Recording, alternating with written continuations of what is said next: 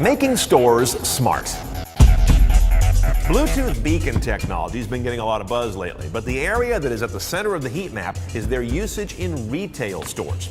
The idea is fairly simple.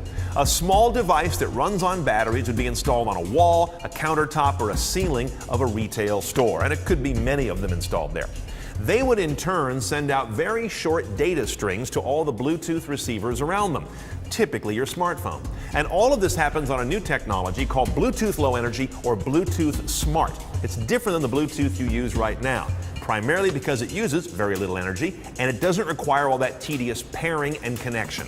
Now, the short little messages that the Bluetooth beacon sends out that your phone picks up instruct your phone to go to the web and pull down content that's related to where you are or what you're doing. It can be very focused on the immediate area where you're standing, or it could be widened out to relate to the entire store.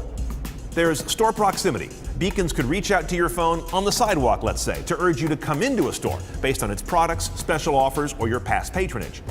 Then there's the check-in stage. A beacon just inside the door could trigger a reward for you coming into the store, tailored based on your customer history, and it could also tee up a pre-approved digital payment method for whatever you may buy. Then there's product information. As you stroll the store, the products in it would describe themselves on your phone screen simply by you approaching them.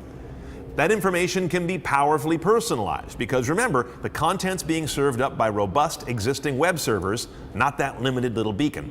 And finally, checkout. No more having to look for a cashier or even an employee with a phone or tablet to check you out. You just leave the building. Remember, you already set up your payment back on beacon stage number 2, so you're already approved. Nielsen research suggests that the smartphone has set the table for the beacon. 70% of smartphone shoppers use a store locator. 63% use their phone to check prices and product data in the store. 37% keep their shopping list on their smartphone. 34% pull up mobile coupons at checkout. And 23% have used mobile payment on their phone in some form or another. Now, of course, before this gets any real traction, we've got to get through a few hurdles. Apps. What app do you need installed for the beacon to work on your phone? Worst case would be an app for every store. Better case would be for every chain of stores. Ideal would be that the technology is built in at the operating system level and you need not install anything, but we're not there yet. Handsets. Your phone needs to have Bluetooth Low Energy hardware built in. Now, iPhones have had it for a while with iOS 7 and future iOS 8 support.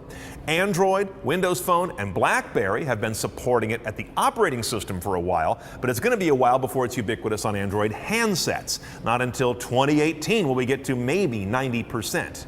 And finally, there's trust. There's a lot going on here that might spook consumers. This idea of automatically being logged in when you enter a store, having your personal preferences linked to your visit, automatic payment already being authorized, that could spook as many consumers as it delights if it's not handled well. This is a good place for merchants to be just as sensitive and respectful as they are innovative. But I know this, every shopper I've encountered would have a much better time in the store if they could identify what they want, find it within the store's geography, and pay and get out of there without any delay or friction. So beacons have a definite possibility for next big thing status.